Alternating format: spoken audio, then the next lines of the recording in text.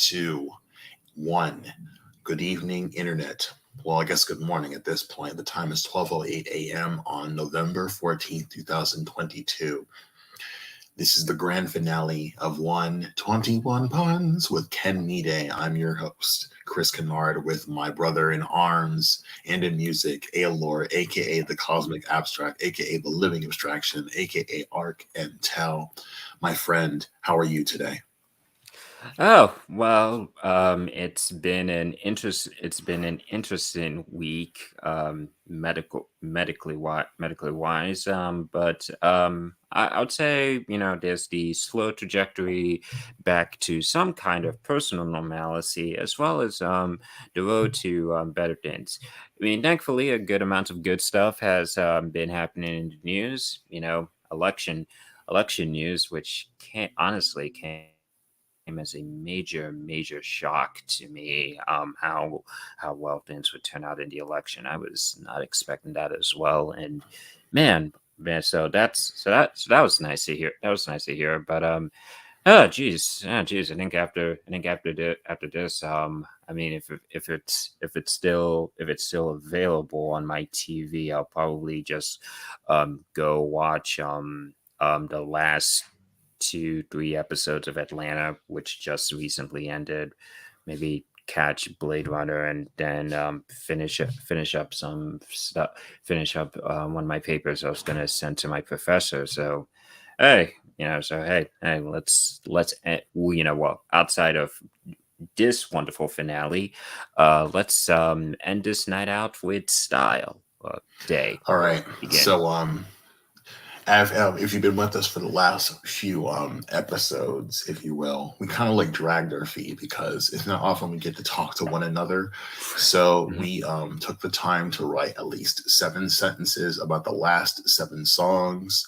Some you may have already spoke about, but me personally, I didn't keep track of. So um, if you have about maybe if you haven't listened to the playlist already, they are both the Spotify version and the YouTube version in the descriptions. And just as like a side note, I've placed like mutual aid and like some new music in the description as well. If like you liked the playlist that we built and you wanted like a new direction to go into and just fall down a rabbit hole. So just to get right into it, I'm gonna pull my little notepad out.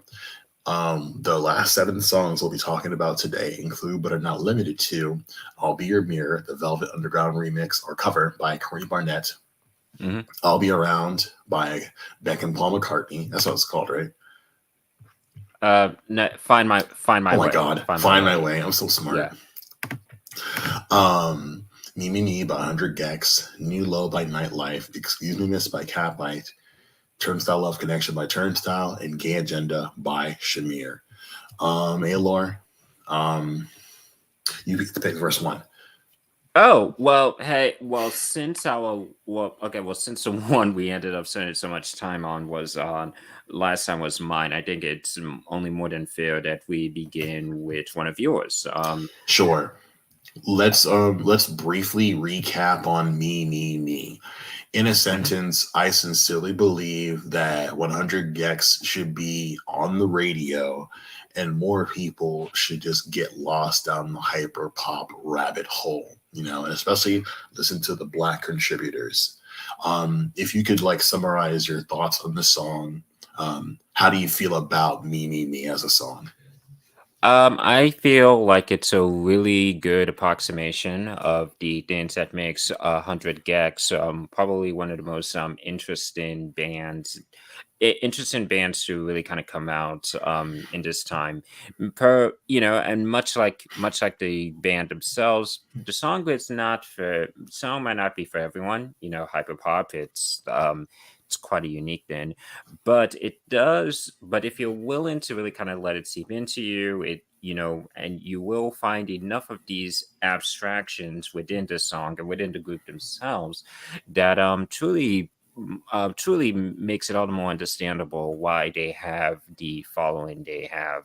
It goes, it's constantly on this interesting high points that while I'm not sure I'll say that I'm always on board with.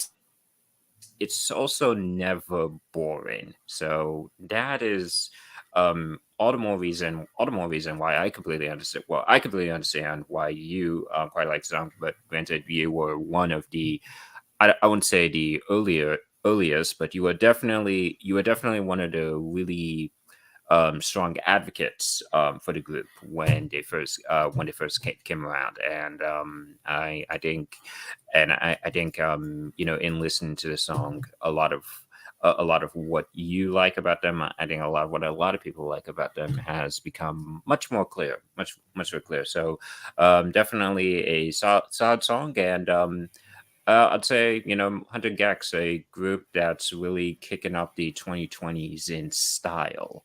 So I guess that's my short to the point review on that. Listen, Mike Shinoda trusts this band, so you should too. And I Mhm. think that's a great way to cap that off.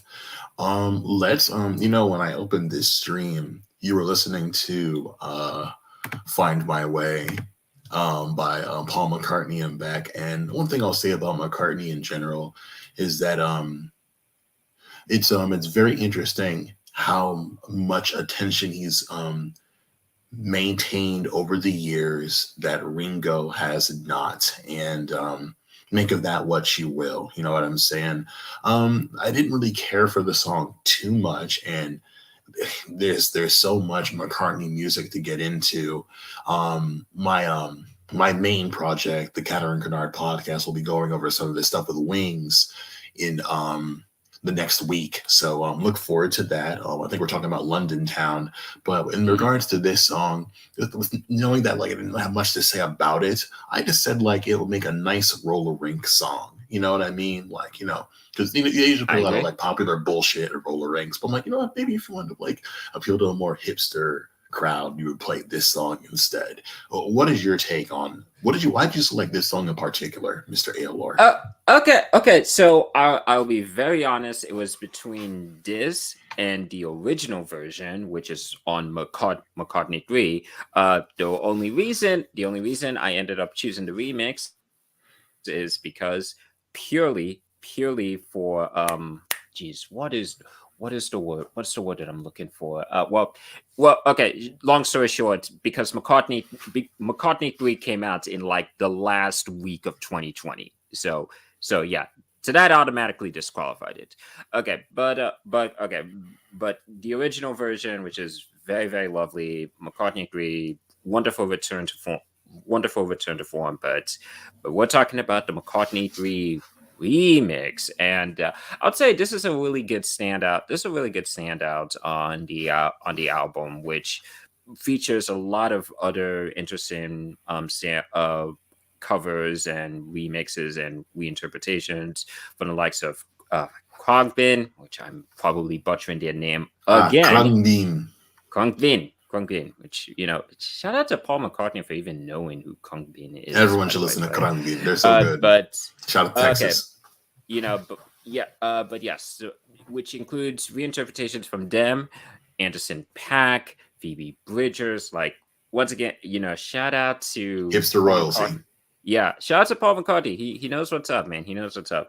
But what I really like about Beck, what I really like about the Beck remix is that it's like if you just kind of needed a basic understanding of what is so interesting about both artists, you find it here in terms of Beck's interest in at times idiosyncratic soundscapes, which okay, hit their peak in the 90s, arguably. I mean, Mellow Gold, No, Odelay. definitely not. Definitely not. Only because that fucker won album of the year for some unforeseen reason that I'll never understand. Yeah, I will. Yeah. Which that's one of those It things. had Which one decent song on it, which I will not I deny that I enjoyed, but like, what? Get the fuck out of here. Yeah, but I like I said, this the interesting soundscapes that Beck had done such a great job of cultivating in the 90s with Mellow Gold, Odelay, Tropic. I think was it Tropicana, I'll double check. You keep Tropicana, talking. Midnight Vultures. It definitely like I don't think it's produced. I don't think the soundscape is as amazing as it was there, but you definitely have a good sense of that. You definitely have a really good sense of that, and it's a really interesting soundscape that honestly complements McCartney's vocals, and it's really, and yeah, it's a joy to listen to. I mean, I mean, I would make the argument that both artists have done better. In fact, I would probably even make the argument that the original version is better than this. But, but to my Gen Z kids, to my kid, some of what kids? I mean, some of you guys are just like Youngsters r- r- roughly maybe to five the years youth. younger, 5 years younger than me. But to the Gen Z folks who are kind of that, what's up with what's up with the Beatles and stuff like that. And I'm not going to, I'm Overrated. I'm not going to tell you guys to listen to Revolver right now. I mean, you should, But but if you know yeah, you should, but I get it. But if you just kind of want a good cliff note version of what's so interesting about Mr. McCartney as a songwriter, as a guy who's always had a really good sense of song melodies, it definitely shows off here. And once again, as for Beck, an artist who I've been a pretty dude's weird. big It's fan of. cool. Yeah, I think I've been cool with Beck since like '04. Yeah, when I first heard Devil's Haircut. Yeah, once again, his talent with production into soundscapes show off brilliantly here. I kind of prefer the original version a bit more. McCartney 3, wonderful return of form. Lives up to the McCartney 3 namesake, in that it was McCartney much like McCartney 1 and 2. It was him producing and performing just about all the instruments, but once again, this is about but once again, McCartney 3 came out in 2020, and we'll talk about songs for 2021. But a really good solid clip note reminder of what makes both men the talented musicians they are, and why they have been so beloved as long as they have been, with Beck now going on 30 years and Mr. McCartney going on literally double of that. So hey, give it a chance, and if you like it, feel free to look through both men's discographies and respective works. All right. I think we'll stay in your realm for a little bit longer. I know you had a lot to say about the Courtney Barnett cover of "I'll Be Your Mirror." I don't really have much to say about this song either. I think my not interest, but just like my knowledge of Barnett's work ends with like the album that brought her to the American hip. I don't want to I don't want to seem like I'm just like dogpiling on hipsters, but like Yeah. regular motherfuckers don't listen to Courtney Barnett, and they ought to. But like, is she gonna get radio play on like adult alternative, like on adult contemporary radio? Fuck no. And it's the goddamn shame. But like, let's call a spade a spade. Like I got I'm gonna look it up right now because I don't want to butcher the name of the song. And like I kind of feel like, but you're gonna know as soon as I say it. It's not Advent Gardner. It's Pedestrian at Best. It's also she's Yes. rapping with the lyrics. You know what I'm saying? It's like, you could say it's like beat poetry to just a junky garage tune, but like I just like the da da da da da da da da da da and shit. Yeah. And like I like how she did an album with Kurt Vile, which I haven't listened to, mind you, but it's Philadelphia represent, and just like it's casual, it's low key, and like it feels like a nice tribute to kind of just I think it's kind of sweet, this song, and I think that's why you like it, right? Why do you care for this particular cover so much? Actually, okay, and thank you for mentioning that. And with the whole like hipster thing, it's like a certain person who I used to talk to pretty regularly when I would send her music. She would say, you are such a hipster. I hope you know that. And I was like, I remember my one response to them was, if I told you I discovered this at a Starbucks, that probably wouldn't help my case now, would it? And she was like, You know, I want no, to stop you there just for 1 second. no, It's like uh-huh. indie music played at a Starbucks doesn't make it like hipster outright. It almost feels as if like the Starbucks industry is just trying to commodify the hipster dollar. If I can get a little conspiracy brain about Absolutely, it. absolutely. By And the way, as a side note to a side note, all Starbucks should be unionized, but you didn't hear that from me. Back to the song. okay, but yes, which I mentioned Starbucks because that is also how I discovered Courtney Barnett. Like 7 years ago, My God. back when I used to like be at this I used to work at this off well I used to do unpaid work at this office way back in the day, but that's You're an intern. Nice. yeah. So, and after that, I would just go to Starbucks, and it was there I discovered the Preston, which was That's a beautiful song. yes, which just really just hit me to my core, and was what introduced me to Courtney, who who I think is just an amazing I'd say one of the great talents to really come out of Australia in this time, and an attention that really kind of helped to bring that really kind of caught on, because I believe it was in like 2016. She would be nominated for a Grammy for Best New Artist, and she would end up Rightfully on so. SNL. Yeah, and she would end up on SNL, the season finale, unsurprisingly hosted by Mr. Fred Armisen, who, that probably explains a lot of Hipster that. God. Yeah. So, but to this cover of I'll Be a Mirror, which is from a Velvet Underground tribute album that came out that came out last year, which I don't even know. I'm not sure if that album was to commemorate any specific anniversary or anything, or if it was because Todd Haynes, a critically acclaimed director in his own right, Mhm. did probably the only Bob Dylan biopic that should ever exist. Wow. I'm not there. That's like only Bob Dylan biopic that will ever matter, in my opinion.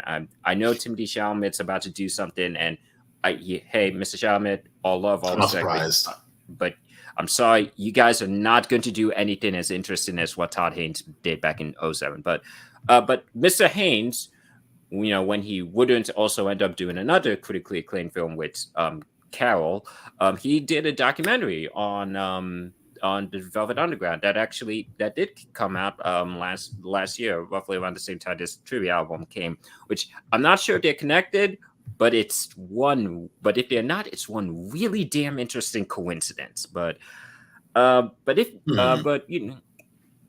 but the Velvet Underground, they are next to Big Star. They're kind of considered the quintessential like indie alternative band before that label even existed.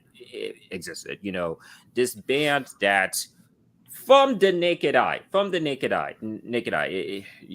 seemed as if they just kind of came out of nowhere, and they were just so uninterested in sounding like what was the norm in music at that time. Like the At least for the legend. white people. Exactly. That's what I mean when I said from the naked eye, and like, The translucent but eye. so from that, this legend of like, oh wow, when we were all singing about peace and love, the Velvet Underground was singing about heroin and hookers and stuff like that, which, whatever. Walk on the Uh, wild side. exactly. But yes, next to Big Star, kind of considered the kind of like before the concept of alternative and indie rock really existed. They kind of, you could argue, they kind of created it, and it shows very well in the original version of I'll Be a Mirror, sung by collaborating artists, because keep in mind she was not a member, she was just a collaborative artist on Oh, her. collaborative, yeah, Nico. And Nico, she had a very interesting, quite peculiar voice, which which arguably shines very well in the original. And the production, I believe, produced by Tom Wilson, I believe it was. And the fact that Tom Wilson was so involved in both this album, Nico's solo debut, Chelsea Girls, and the Velvet Underground sophomore album, White Light, White Heat, I, I kind of consider a bit ironic considering some of the problems I have with them. But if we get to that, we'll get to that. I don't think But that we should. You can do, like, yeah, folks can do their own research in regards to that, but yeah, like it is yeah, yeah. significant to like how the band has been perceived. And let me see this, because like I used to listen to this one podcast called Al Bummer, Hmm. that's Hmm. made by the good folks over at 2 Minutes of Late Night, and they were talking about Lou Reed's collaboration with Metallica, which is arguably their worst album. And one of the hosts talked about how someone that she knew, who worked with Lou Reed at a live event, would get yelled at by him. And I'm just like, my friend, why are you yelling at people who work for you? That's not cool. Yeah, yeah, yeah. Like I can't think. I mean, I can't think of an artist who, like, on one hand, actually, is this brilliant, talented innovator of music who, helped push it forward, and yet at the same time, and Being I would described as a scary, twisted monster in 2018. Yeah, yeah, and but at the same time, is was just like, yes, I would gladly, yeah, genius of music, created some amazing songs, but at the same time, I would call him dad, and at the same time, I'd also call him an overrated, pretentious, borderline hack who bought into his own hype so many times, and that it was just really infuriating. I mean, his like, certain parts of his legacy are deserved, and other parts, it's just, please, we need to be honest with ourselves. But you know but but do I like the original? Yes, I do. I think it is a wonderful, shining example of what was so great about their landmark debut album, which really, yes, in spite of, how outsider and out there it was, it actually had better pop sensibilities than people wanted to give it credit for. That people really noticed, that shine on songs like "I'll Be Your Mirror," that shines on songs like "Femme Fatale," ended up being covered by Big Star. We or shines on songs like "All Tomorrow's I really Parties," like that which ended song. up, I really like that song. yeah, and it's that same brilliant pop sensibility that we, once again, we don't really like. We really should give the band better a better acknowledgement for knowing than we like to. Whatever, they were just so out there, man. But it's that same pop sensibility that Courtney Barnett brilliantly plays up on in her cover. And it's a much more stripped back, it's a much more intimate cover. And it is because of that stripped back intimate cover that the lyrics can really stick out and really can be with you. And lyrics that is just, once again, about being there for someone who is convinced that they have nothing to offer the world, and just telling that friend, friend or loved one or lover, hey, look, I'm like, look, you can't see it in yourself that you're a worthwhile person, and if you can't, I'll be the one to let you know that. And and once again, maybe you can interpret it in a romantic way. And actually, and considering some of the stuff on your list, that some of you stuff on your list, and considering Miss Botnet's own orientation, perhaps you could kind of see it in a WLW lens or stuff like that, stuff like that, which I think, I is think would that's be. wonderful. If I Mhm. if I may, it's like I think about the one Yes, yeah. stanza that reads, I find it hard to believe you don't know the beauty that you are, but if you don't, let me be your eyes, a hand in your darkness so you won't be afraid. I'll be your mirror, reflect what you are. And I think that's very, very sweet. So if we're gonna like continue on this queer like lane that we're in, we should talk about Gay Agenda by Shamir Bailey. And I owe I owe a great deal to Shamir Bailey. I think back to when I got Call It Off for free on iTunes, and I'm listening to that song a lot. I also love the song On the Regular, and I'm fond of this particular band. I know you also enjoy Hot Chip, and Mhm. I remember years ago tweeting out to Shamir like, "Yo, like Hot Chip should get you on a record," because I feel that like Shamir and the front man for Hot Chip, whose name I don't know off the top of my head. I don't know if you do, or Oh, Alexis Taylor.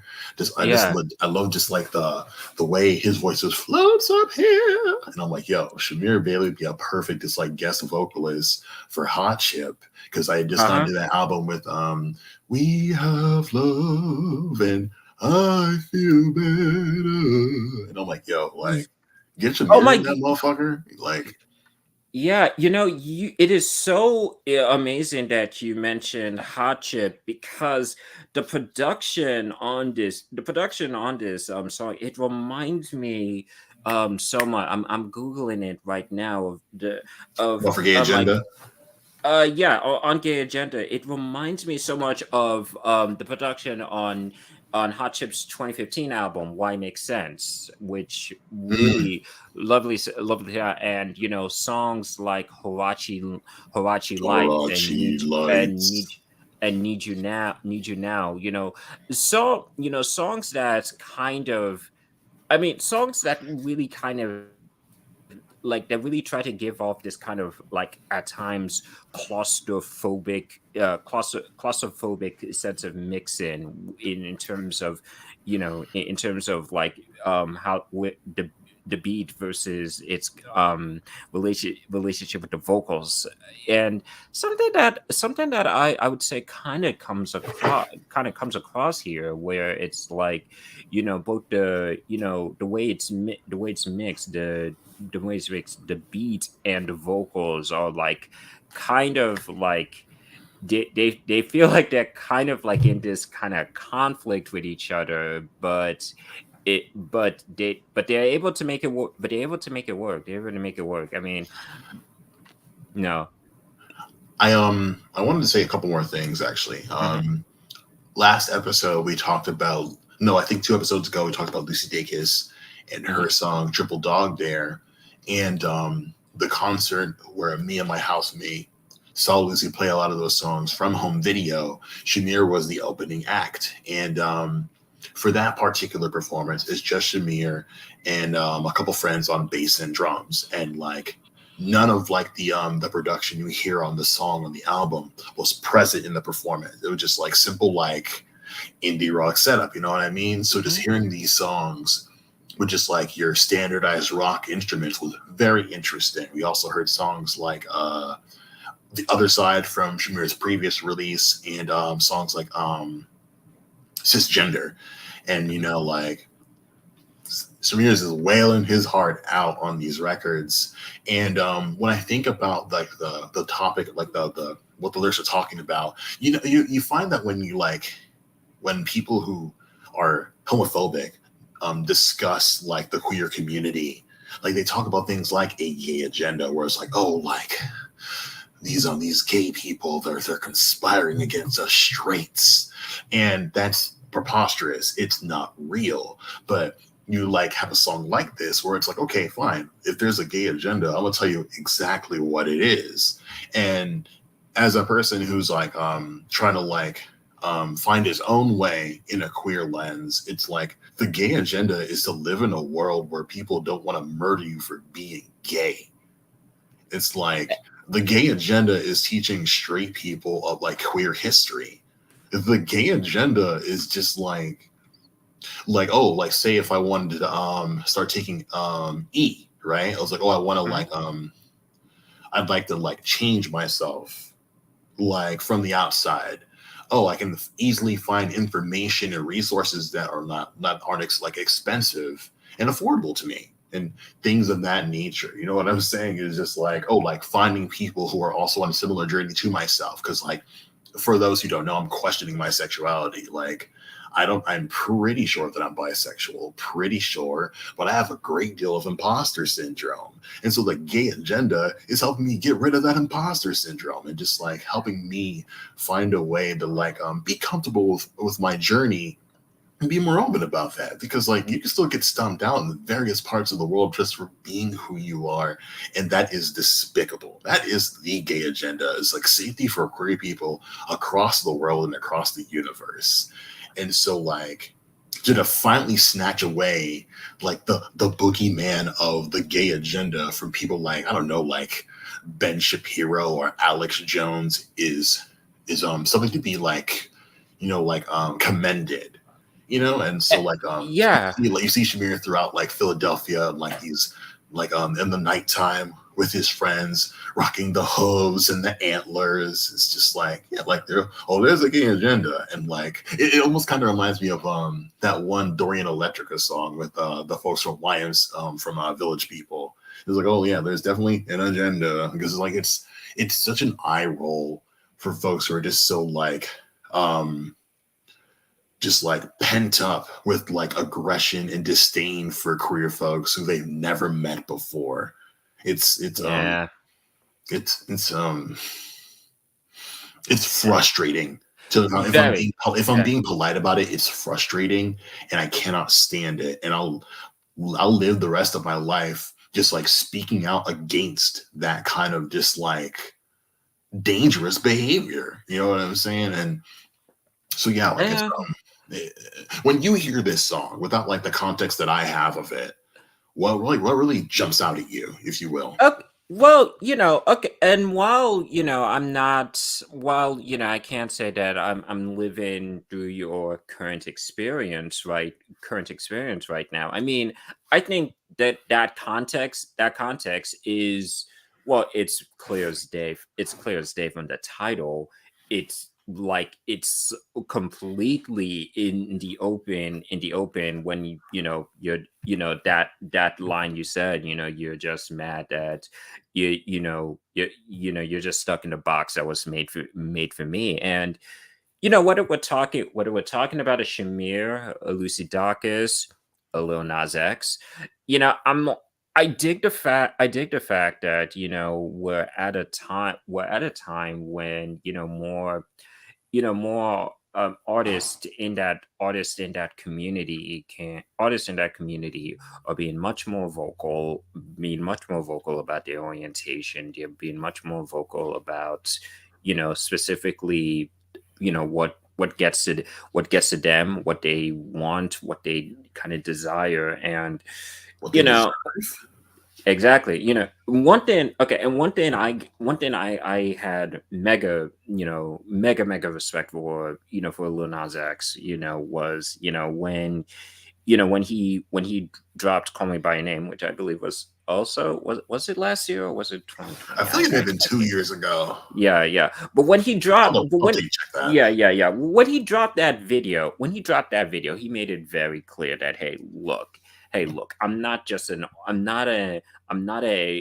artist that just happens to be gay. Like, look, you are not going to divorce me from my identity and my orientation. And there were certain people who responded to that very poorly, and then there were certain cats, saying, I'm not here And to you I'm know not who you are, buddy. Yeah, and I'm not here, and I'm not here to pat myself on the back or anything, and pat myself on the back or anything. But and then there were certain cats who were like, "Hey, yo, hey, yo, living your truth, doing it open and proudly, man. Yo, do that, then, man, do that, then, because even as And it was someone, last year, by the way. It was in okay, okay, it 2021. was okay, great, was last year because it's like Fun song. because yeah, because like the amount of just garbage that the community gets pelted with, even now, especially now Today. with yes, today, which you know and there's so much we can talk about with this, and probably still will well after the You know show's what? over, where You know what? I'll say but what this. but what but yeah but yeah, you go first, Um, I'm gonna with a song like Gay Agenda by Shamir, mhm. if the trials and tribulations of the queer community do not like anger you, I think it's worth some self-examination. And if things like, I don't know, maybe like Nine Inch Nails appeal to like your sonic palette, a song like Gay Agenda by Shamir is right up your alley. Definitely. Should we And move on? Or you have some more? okay, I have a few more to say. I think it's great. I think it's great that we're seeing artists like Shamir, who it's not who in terms of talking about their orientation. It's not just, oh, hey, I'm coming out, and all the struggles are coming out, but also put into task a society that wants to do everything in their power to make them not exist anymore. Calling that society to task, and saying, "Hey, I'm not here to comfort your ignorance. I'm not here to comfort your bigotry. You know, like you're gonna have to accept the fact that not just do I exist, I'm good to exist on my terms." And unfortunately, when you live in it, when you've been living in this, when we've had to be going through this time when certain people in certain political camps consider even a teacher saying that, oh, hey, this is my orientation. What they consider that group, what they say, they consider that grooming, which we know why that's False. BS. We know that why that's BS. But when they even do that, when they want to get rid of books that deal with that, it's unfortunate. It is unfortunately a battle that has to be fought. And you know what? And I'm and hey, look, I yes, absolutely. And hey, and I'm on that, and hey, and to those people who are fighting the brave fight of making sure that their identities don't get washed away to appeal to someone else's bigotry. I will. I'm on your side. I'm on your side, and I think it's great that a song like this can exist.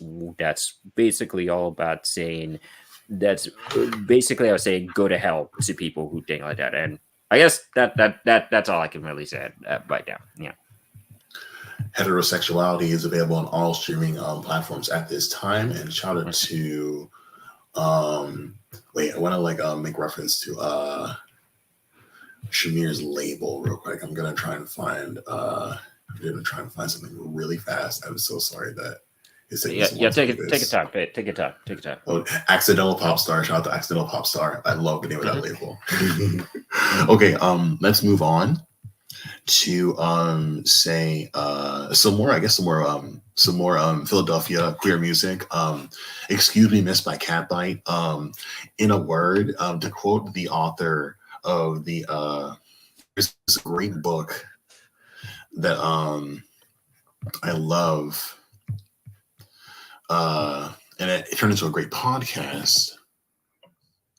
Oh dear, oops, that was a fork from dinner. There's a book All called right. In Defense of Ska by Aaron Carnes. And if you listen to the podcast, at the end of every episode, he says ska now more than ever. And I can't think of a genre that like further just exemplifies the last point we were trying to make with the last song. It's just that like, you know, like ska is a genre of rebellion, a mixture of just like black music, reggae, dance hall, hip hop, Mhm. punk, hardcore, you know, like two tone, you know what I'm saying? And just like queer people are going to be safe in a ska space. Like you can dance and move your body and feel free. And like what I love about Excuse Me Miss is that this is a song about queer love. You know what I'm saying? Yeah. Like Yeah. excuse me, miss, after this kiss, where do I fall upon your list? You know, like this is I'm if there's one thing I love about music is yearning. And it's just like, yo, excuse me, but like where do we stand? If we're smooching, you know what I'm saying? Like I want to know. So I'm not like in the dark about like where I like you know like where I am in your life and things of that nature. And it's just it's so nice to hear a rock song with just a really infectious guitar line and you hear just like that organ playing. You can't Hmm. sit still, and it has a really good like drum fill in the back half. Like when you like I don't think we've really had like a straight up conversation about ska, Aelor. So like how do you feel Okay, about the genre and we how do you feel about have this song? okay, and you know, and you're right. We have not had the conversation about it. And man, Pick it up. middle school me loved ska. Man, I was all okay. Well, obviously, I gravitated more towards like third wave and Real Big Fish and Sublime and all that stuff. But I also got more into the second wave, the two tone era. Yo, shout out to the in the states known as the English beat. Oh my good, Mirror in yo, the those bathroom. Hup, hup, yo hup, yo hup. yo, those are my people, man. Those are my people. So I don't know. Yeah, the ska scene's and I need to, and yes, and I also have got it, and I have got more into the first wave as well. Shout out to the Scotalites who like just absolute mavericks, trailblazers of this beautiful sound. I mean, arguably their sound was much more jazz influence, much more of a jazz I forgot thing, about which jazz, so thank you. which considering some of the stuff I rock with, no surprise. But yeah, man, man, Scott's awesome. Scott's awesome, and and I guess because and there was this kind of fear I had that we were kind of just always going to be like in Making the fun of the genre. well, yeah, that unfortunately, and this very whitewashed view of it. But there was The that, interrupters. yeah, there was that fear. There was that fear that we would always that it was just going to end with us talking about the glory days of the third wave. Which, hey, I love, and third wave was cool. Third wave was cool. It like the '90s and everything. Once again, shout out to real big fish and stuff like that, and stuff like that. But I was very scared. I was very scared. I was like, man, I'm like, it will be really unfortunate if this sound doesn't, evolve and coalesce. And And boy, now, has it. and yeah, here we are now. We have acts like Jeer, we have Catfight, and what's even better in this fourth wave now, we have artists artists who artists who are who also much more inclusive. There's much more inclusivity now in terms of orientation. Once again, shout out to Jeer. I believe they're a Mhm. non-binary performer. And yes, and here's the song that's openly talking about openly talking about a WLW flotation of sorts. And the sound, okay, yeah, and can I just say, like, okay, as someone who is, loves talking about the 90s alternative scene. I have to say this is a song that if it had come out in the 90s, this would have been like on the this would have been on the Clueless soundtrack, which I said as a compliment because the Clueless soundtrack had so It has many some joints. jams on it. Yeah, it had so many jams on it. I mean, Bad plot, good soundtrack. yeah, you know, the funny thing, I've never actually like I can't remember a single thing from from the movie. Next time I see it, we should watch that movie. Yeah, yeah. It's I've tried. Like I'm sure it's a wonderful movie, but it's It has so its moments. it's so weird that I'm actually much more familiar with Amy Heckerling's follow-up to Clueless of sorts, Loser, which she kind of made to kind of be the anti-Clueless, and you know, and it does not have the greatest reception, but I am quite fond of that movie. But we'll talk about that later. We'll talk about that later. But yeah, but okay, but yeah, it feels like it feels like a song that could have been on the Clueless soundtrack, which has so many great like stuff from Supergrass, from Luscious Jackson. I think there's this one band that did an amazing cover of all the young dudes, you know, before Juno took that song to a whole different pop culture osmosis. I mean, but yeah, it does remind me of that kind of freewheeling guitar. Oh, Mata Hoople? Yeah. They were the people who originally did it. Oh, damn, my bad. And yeah, World Party. They were the people who covered it for the Clueless soundtrack. Okay. And, you know, so the Muffs, you know, who did their cover of Kids in America. Rest in peace to Miss Kim. The world is a very empty place without you. Funny enough, even Radiohead won the soundtrack with an acoustic version of Fake Plastic Trees, which oh yeah, and Need You Around, an absolute pop punk banger, man. By Smoking Popes. This could have played right after Need You Around. That is how much it kind of captures that really cool, energetic, freewheeling good time of the 90s. And you know, I don't know. You know, and look, we're gonna get stuck on 90s nostalgia for eons. I've accepted that. You more than me, honestly. You know, but yeah, but I love the energy. I love the energy of it. I love the vibe of it. I love how, you know, yes, it's definitely, yeah, it's obviously it's unambiguously about WLW flirtation, but there's still something that, but much like what Sky is at its best, there is still this feeling of like it's here for everyone. It's trying to invite everyone into this inclusivity, which is something I think the fourth wave of Sky is doing a lovely job at.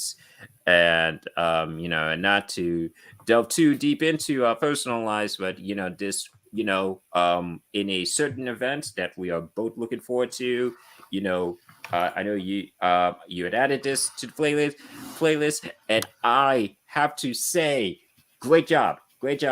Definitely, you know, Cheers, mate. We should. I'm so looking forward to us dancing, to all of us dancing to that song. Don't stop skanking. That's what I can say about that. You know, shout out to Half Past Two. Shout out to Eichler's. Shout out to Scott Sene Miku. Shout out to Tape Girl. Shout out to Jeff Rosenstock. Mm-hmm. Like, shout out to We Are the Union. Mm-hmm. Shout out to Abracadabra. Mm-hmm. Shout out to Girls Go Ska. Mm-hmm. Like, and all day, all week, don't stop that rock steady beat. Pick it up. Last few songs, speaking of picking it up, we should shake it up with some TLC. Long story short, Turnstile is one of the most important acts out of Baltimore right the fuck now.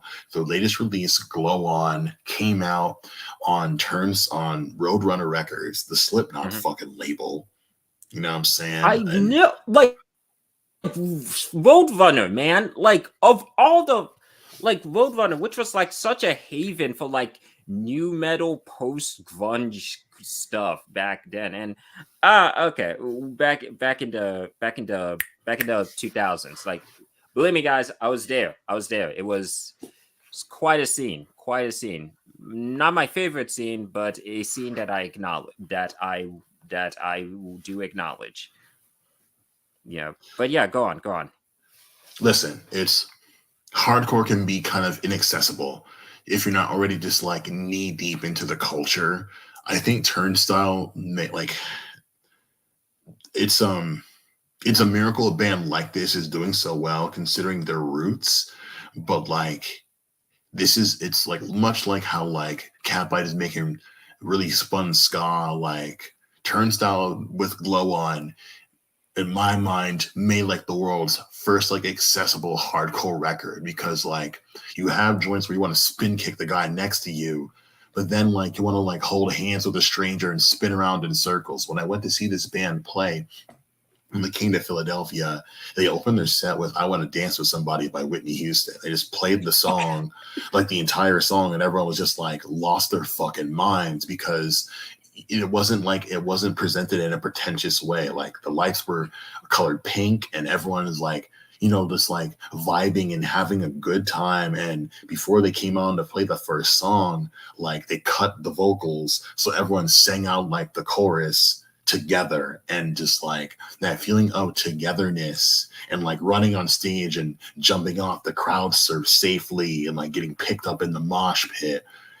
and just doing a hardcore two-step, and just like taking off your shirt, and being sweaty, and just like the interpolation of "Thank you for letting me be myself" by Sly and the I Family was Stone, but just I changing was the just lyrics about to just a mention little that. bit, just like "Thank you for letting me see myself," and just like like how we end these streams is just like, oh, like tell yourself that you love yourself when you look in the mirror, especially during a time where like the world is basically going to dog shit, and like confronting yourself with yourself in a pandemic when you can't leave your home is just like saying thank you for letting me see myself could be to anybody, to your parents, to your friends, to your lover, to the music. It's like, thank you for giving me an opportunity to just like re-examine myself, and this was the song they closed the set with. And the first half of the song is breakneck speeds and people are doing circle pits and they're yelling "DOC"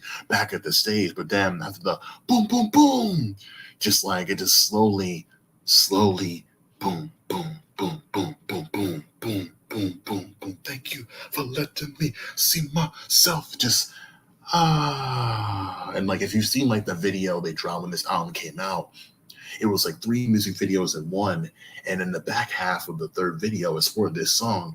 The lead vocalist just runs out of the studio and onto someone's motorcycle, and they just drive away into the night, and dude's just holding on for dear life, watching this. Man, as a film person, I'm gonna send you this fucking music video, because Please. because like I was already a fan when I heard songs like "I Don't Want to Be Blind" and "Time and Space" and like "Keep It Moving" and "Drop," but just like hearing this, like the first chords for Holiday, that and they're just like playing the song in an empty baseball field where everything's just grown over and decrepit, and when that just, yeah, it makes me want to jump out of my skin. And man, there's just something like so like invigorating about this sound, about this band. It's the fact they come from our area. These are our hometown heroes. Mhm. I feel very passionate about this. I feel the way about the next song too. But like when you, as a newcomer to this sound, to this band, what's going through your mind when you hear TLC? Oh, okay. So, and the thing is, Rest in peace, Left Eye. yes, TLC, no Left Eye, but all love to Left Eye. Rest in peace, Left Eye. But I do. Okay, so I am, and and I do have my experience with the hardcore scene. It's My just mistake. my okay. Mhm. My mistake. No, it's good. So it's just my experience with the hardcore scene. It kind of begins and ends with the '80s. So like a lot of the classic bands, your Minor Threats, Black Flag, Gorilla Silver biscuits. Turks. Yeah. Shout out to middle class. Shout out to early Husker Du Oscar before. do, yes Yeah, sir. and even and shout out to early the replacements, because like if you ever They're listen to adjacent. Oh, their for sure. yeah yeah so I'll admit I kind of it my relationship with hardcore, a very loving relationship. It kind of begins and ends in the '80s, like because everything, like because and I'm familiar with the post-hardcore scene, which it's fine, but it always If you're kind of scratching felt that like itch, yeah, it always, it's fine, but it always kind of felt like it lacked that idiosyncrasy of what made the OG hardcore scene so great. Because then that was so great about the OG hardcore scene is that, as described in the documentary on the scene, American Hardcore. I mean, oh wow, oh yeah, I guess technically, geez, and I have the album right here. I guess technically also, Bad Brains, Bad Brains is also kind of considered part of the hardcore scene, which oh, hey hey especially so. but yes, but as described in the documentary, this one documentary on the hardcore scene, American hardcore, and I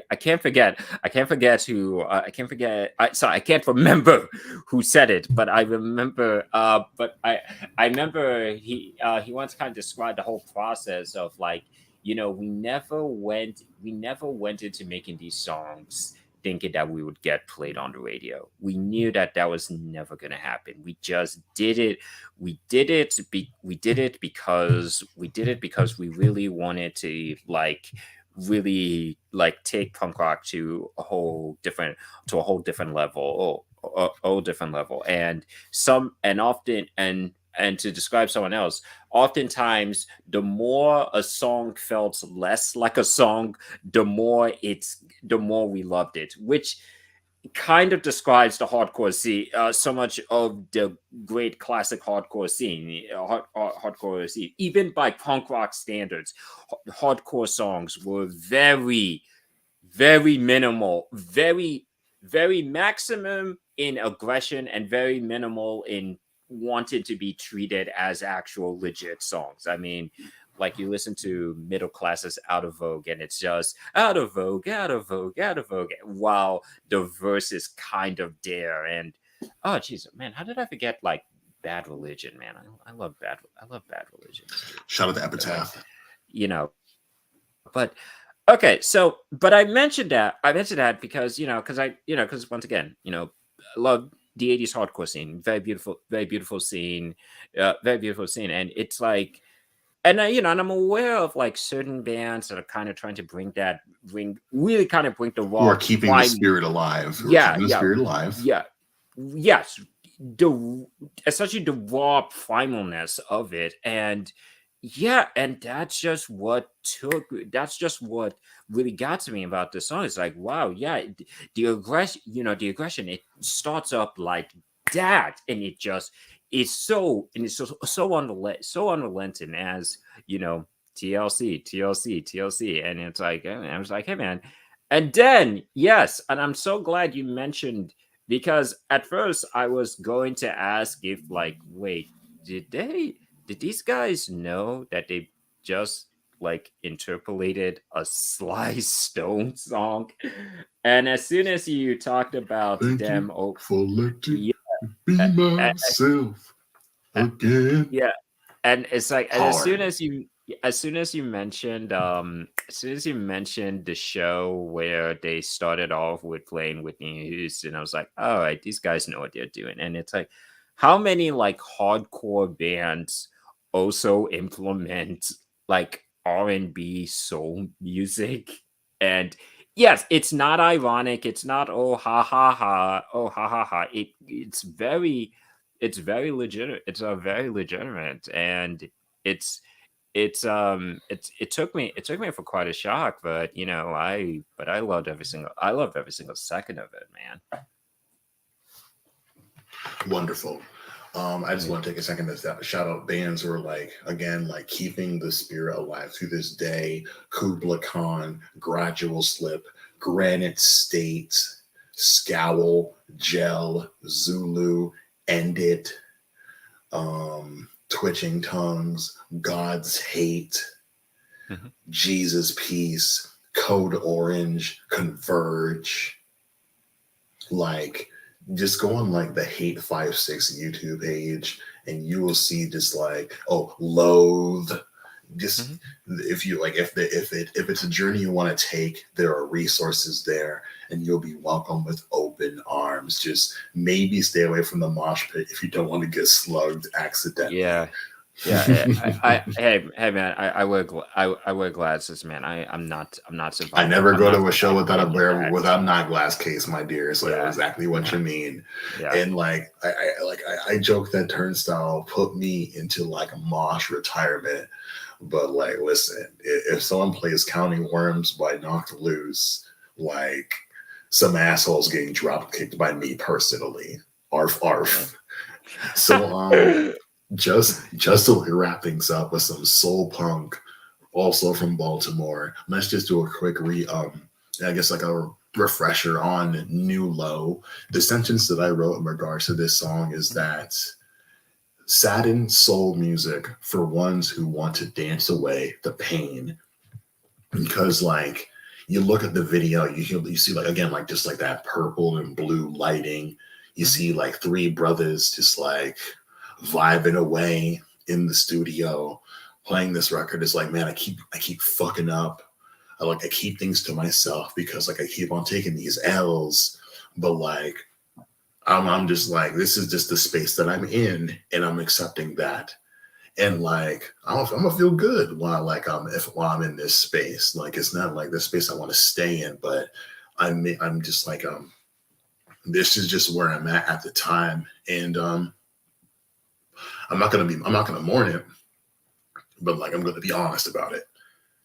So when and it's cool to just again like in the rock scene, frankly, black people basically invented all genres, and so to Mhm. see brothers that look just like us, people who look just like us, who present in a way that's similar to us, making this music that like would seem familiar to our parents, but is talking about something a little bit different, a Mhm. little more raw. You know what I'm saying? We got like we get a bit of that gent bounce for those who are like in that medical world.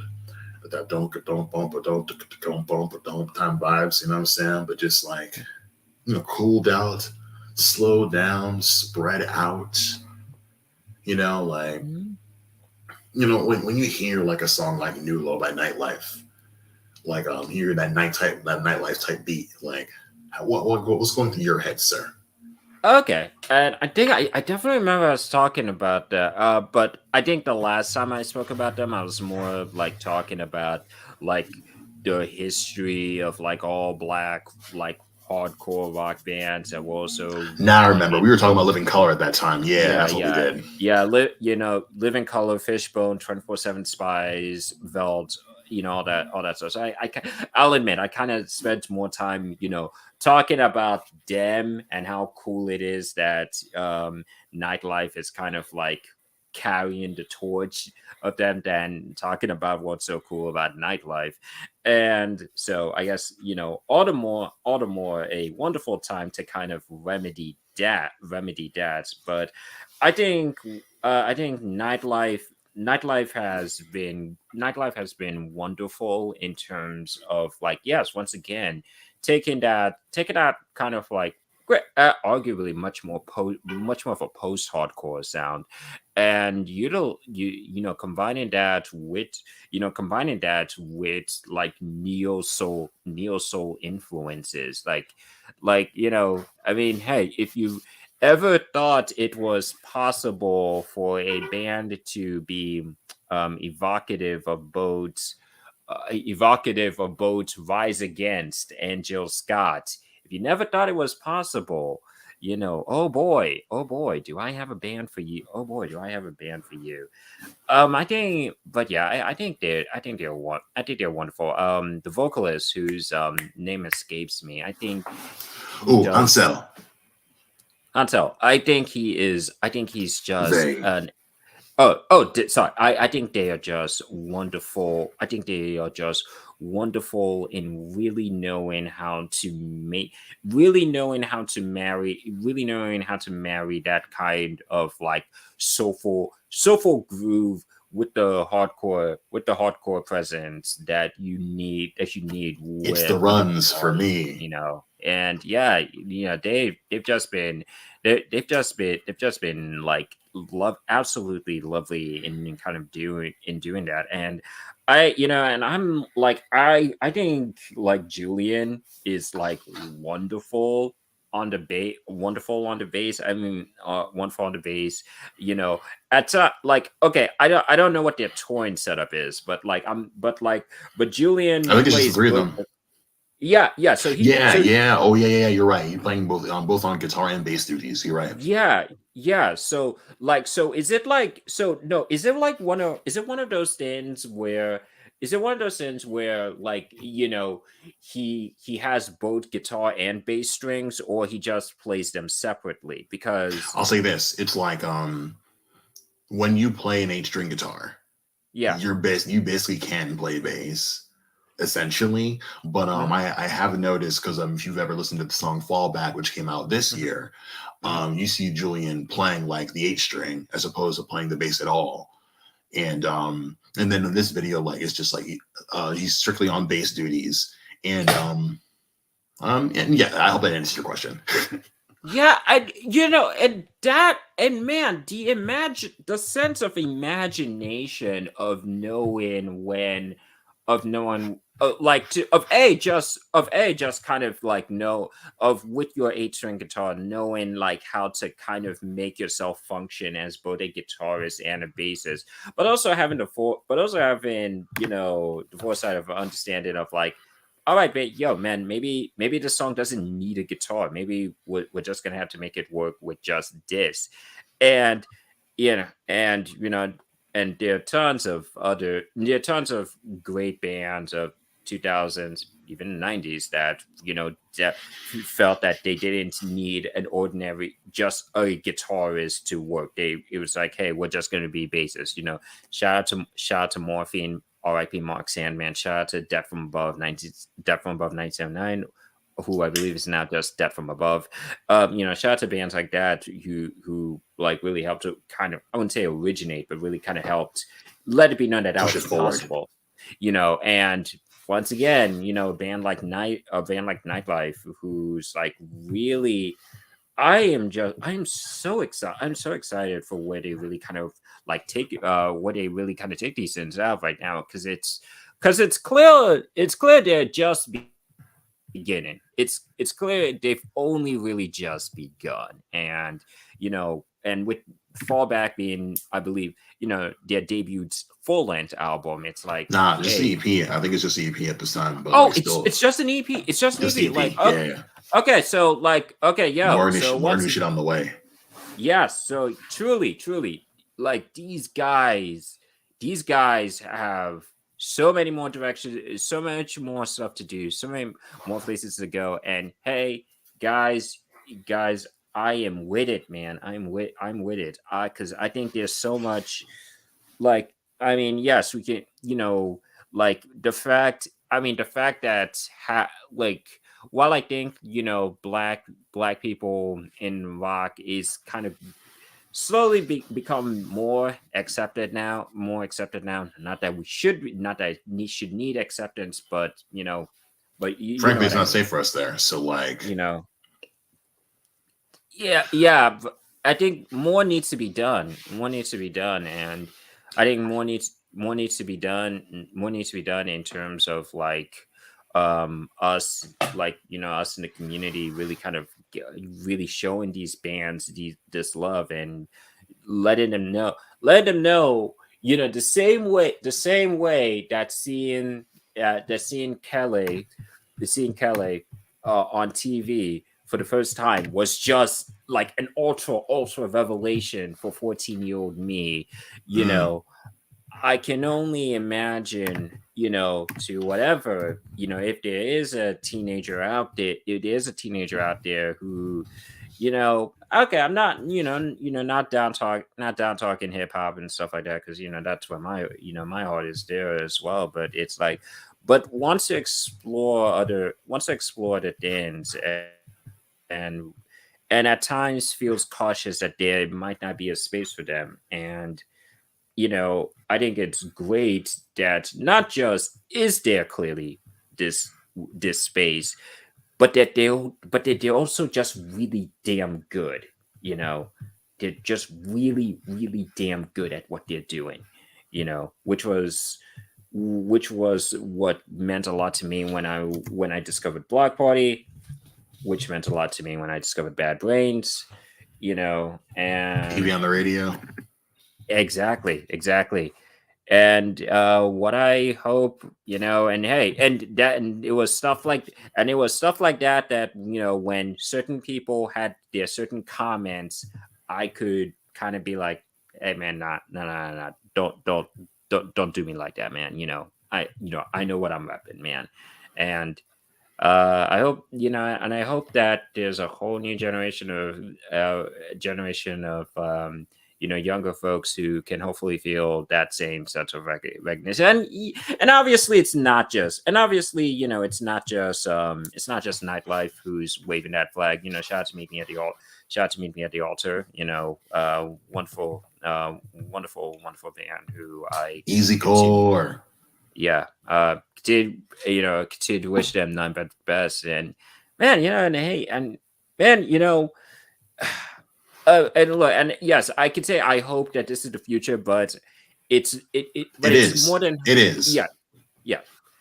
And I'm more than willing to do my part. I'm more than willing to do my part. I'm more than willing to, You know hey, what? Hey, let me play stop this you right stuff. there, though. Let me Uh-huh. stop you when you say, Uh-huh. "Oh, I'm gonna do my part," because who are you? You're just like a regular schmegular person, just like me. And Uh-huh. every like, just how you're talking about how like Leon Bridges has millions of listeners on Spotify, and it's not a household name in our spaces. It is on like infrastructures in black spaces to really take the lead on putting more focus on acts who aren't receiving their just due. Like in the same way that like the weekend is advocating for himself, like we don't necessarily need a BET to just like consistently shine the light on like acts of his level and next step fives down. Like I recently tweeted in June because Breakdown Mommy from the band This Is Your God was talking about how BET should shine a bigger light on black artists who make music outside of hip hop, R&B, and gospel, like her own band and nightlife. And I'm like, and I quote tweeted her by saying, BET could have changed a shit ton of lives in 2011 when Animals as Leaders with the front man of Tosin Abasi putting out the song Kfo. Because like it was friends of friends who's like, yo, look at this guy playing this crazy ass song on an 8 string. And I'm like, holy shit, he's black. Like there's a path for us. And then I went on to say how like like I don't know if BT really plays music videos like that, but just like Magnolia Park from Florida and Meet Me Mhm. at the Altar on the same label as a Paramore. And shout out to Haley Williams for acknowledging them when they were played their set at When We Were Young. But like, oh my god, can you imagine how many, like, because we love champion young people, like young kids in black hole in Mhm. black spaces want to like do cool creative things. And it's just like, yo, ma, pa, uncle, grandpa, auntie, like I saw this band with just black people in it and I can't believe that that's a thing. Shout out to bands like Big Joni and like Witch Hazel and things like that, and like Cinnamon Babe and Willow and things Mhm. like that, Pink Panthers and things of that nature. Like New Yorker Jariah Clare had a whole billboard in Times Square, and like like the DIY community is very very fond of Jariah Clare, and he has like a support from artists like Machinery of the Human Heart and Will Wood, but like where are like the black brands really just like taking it upon themselves to make more like audiences aware of how we created this fucking music. And You know, it's like, yeah, and it's like even when it does happen, it's always like the one exception. Like, okay, like it's like, all right, it's like, oh, all right, Lenny, like we'll let Lenny Kravitz in. And this not shade. I do love Lenny Kravitz, by the way. But it's like, all right, okay, cool. We'll let Lenny Kravitz will be our one de facto Black Rock avatar. All y'all are just okay. And yes, we do love us some Prince as well as that, but it's like it's but if we're always, being fucking honest here, we just yeah, like Prince because he's actually black. Like the folks who really love Prince are in their own subsection and category. Like besides like shit from Purple Rain, I don't know a lot of black folks who love Prince. There is one person in my life who I can reach out to, and one person. And I'm not just saying I'm popular or whatever the fuck, but like mm, I'm very extroverted. I know a lot of people in yeah, the world, and you know a fair amount of people yourself. But can you yeah, think yeah, of one person? Can you think of like 7 people who like have a specific like Prince record that like isn't like I'll Die for You or Purple fucking Rain? One of my coworkers who used to work at the job that I work at right now, he yeah, knew that I like the song Party Man from like Prince's Batman soundtrack. yeah, And yeah, yeah, he's yeah. like, "Oh, listen to this song, and then listen to that song." Took time out of his day to recommend 2 specific joints I never would have heard if he hadn't said anything. Because he has a lot of fucking music, but like he's not really championed. And let's bear in mind, his shit wasn't available on streaming until after he fucking died. And I Yeah, don't yeah. want, and like Prince is one of the lucky ones because he kept on like not only was he so fucking talented, he was undeniable. You know what I'm saying? Again, he Mhm. had like a cult like status in the music industry. A lot of black artists can't do that. Like there's a band I like called Zeal and Ardor. And Mhm. like the music they make is like heavy, but it's also just like almost blasphemous because they have a song called Death to the Holy. And like that would make anyone from like our parents' generation really just like when they hear about it, but Yeah, just like in the way that like religion, especially Christianity, has like manipulated our people over over the decades. It's like it's rare when we have like an artist from the inside directly just confronting that abuse that the church will often excuse and things of that nature. But oh, would you look at the time? It's 1:30 in the morning and we covered all 21 motherfucking songs. We did it. It took us amazing. 5 streams, but we got it done. I'd like to especially shout out the one person who's been watching us the entire time. They've been here, I think, since 5 minutes. I don't know who you are, but I thank you for just hanging out with us for a bit. It means the world to us. We will be Indeed. back very soon, maybe even by the end of the month, to start our 2013 list. It will be um uh 6 songs from me, 6 songs from Aelor, and once again we'll be calling on our special contributor and collaborator Y2K Skater Boy to like pick the 13th song, the Mhm. baker's dozen, and just like take a look back on like our tastes. And oh, your audio's gone, Mr. Allure. Let's get him back in there. All right, he's gonna take a second. While he's taking a second to get his audio back, I just want to once again thank everyone who made the time to just like give us a chance. And I'm gonna pull up something on screen that I mentioned at the beginning of the stream. This is a number. It is 1,957. I have added every view we've gotten on every stream we've done up until this point, excluding the one that excluding this stream. When we have exactly 2021 views on all 5 streams, we're gonna come back for like the bonus episode and do 21 more songs. We'll probably do it in a similar format to the one we have now, where We'll just like do like a minute, like a sentence each of description, so we don't like end up doing 5 more streams where we'll have like 10 streams about this fucking year. Barely, it's like almost did barely even pass, honestly. Can't even believe it's November right now. But you have that to look forward to. We'll be back very soon. Take that off. Since my dear friend accidentally like kneecapped his audio, it's all good, I promise. What I say at the end of every episode, when you leave your home, when you're going to work, or just like being out and having leisure, wear a mask. Please wear a mask. And not for yourself, then for those who are immunocompromised. Over your nose, under your mouth. Drink plenty of water. As a matter of fact, I'm gonna go get some right now so you can see that I really care about this stuff. Hang on a second. I'll be right back.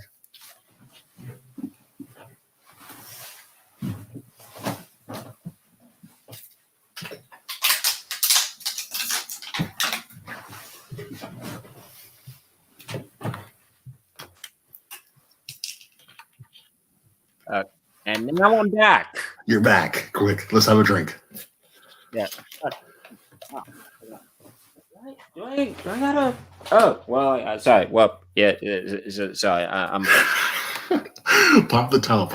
Let's get it. Get it. You know. All right. So yeah. Yes. Mm-hmm. Indeed. Ooh. Yes.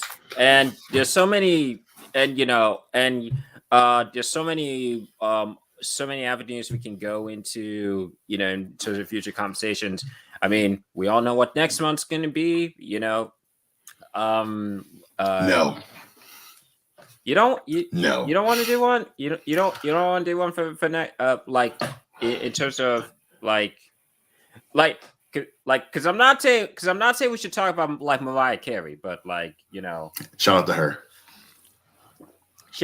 But you sure? You know what? Just because I think you'd like to do so, yeah. I think we'll do a 12 songs of Christmas stream in December. Maybe at some point, if not in early December, post Christmas. I'm already thinking post Christmas, honestly. Yeah, that's fair. Or, because I don't know if my housemate's working on Christmas Day. I'm pretty sure I'll be at the house by myself. If I don't have any like direct plans on Xmas Day, maybe like a late night stream on Christmas. I don't know. Yeah. I mean, you can like bring a gift of God or something. I don't know. Yeah. I mean, if everything is all cool in my neck of the woods around that time, absolutely. I think I might even send you a gift. Oh, right back at you, man. All right, hell yeah, dude. Yeah. Hell yeah. Okay. Yeah. Dude, awesome. Wow. Okay, so yeah, masks on when you leave your home, please. Yes. Water, drink it. It's good for you. You'll enjoy it, I promise.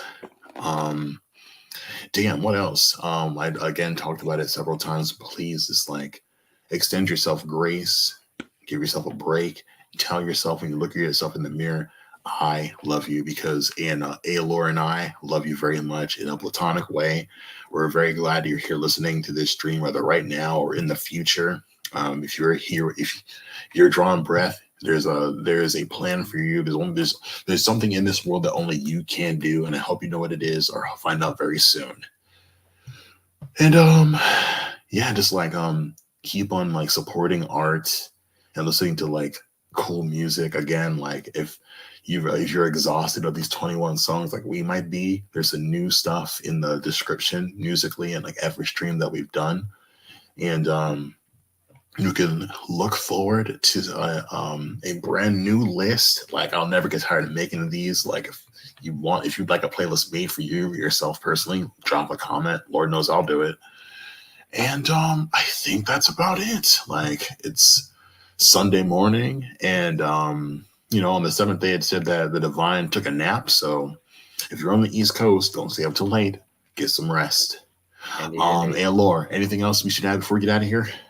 I just want to say that once again, it's always a blessing to do this with Mr. Kennard over here. It's great to have these conversations and navigations about relationship with art and how that impacts a whole lot of other things. And to the people who've been listening, thank you guys. We're just, I know we're all going through our lives. We're all going through our lives right now, and all the weirdness and chaos. But in all of that, just in all of that, whatever small way you can show love and care for your fellow person, you do that, and also like to say a quick rest in peace to Mr. To an absolute legend of the not just of not of the performing arts, Mr. Kevin Conroy. A person who, to those of us who even have any kind of knowledge of who Batman is, it's Kevin Conroy is probably responsible for that. And here was a man who had long since reached a point where where I would argue he no longer owed fans anything, and yet every single year I kept on hearing about how overjoyed he was to go to conventions and meet up with fans and meet up with fans and hear them talk on and on and on about how much they loved him and his work, and and how much that meant to them. And like and there's so much other avenues, and especially with us talking about LGBT art, with some of these songs, I don't it's not lost on me. It's not lost on me that a person who will probably probably should be put on the Mount. Okay, no. Actually, I'm not going to say Mount Rushmore, because F Mount Rushmore. That's Good save. yeah.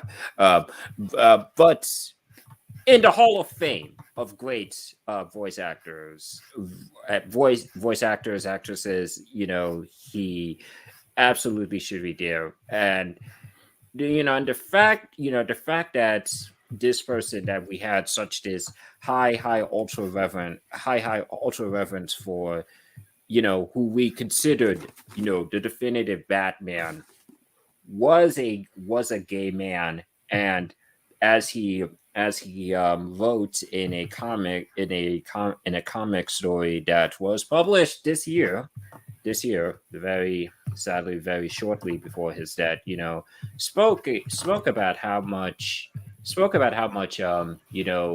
living his traumatic life and having to live as a closeted man, did impact how he would play Batman. It just it just goes to show, like not just how much we put into the art that we create and people consume, but also just to those to those who perhaps might who don't see the point of why we should be so reverent about this community. It's stuff like this. It's stuff like this. Did a person who built so many people's childhoods, mine as well, who really brought such an ultra dimension to a character that is now so beloved, the fact that that was a gay man. I'm not saying it should be the main defining point of how you see him, but I'm saying don't write it off, because it's so easy to, and there are tons of people who would love to. And I'm so thankful that before he left this earth, he was able to kind of like really put it out there about how that so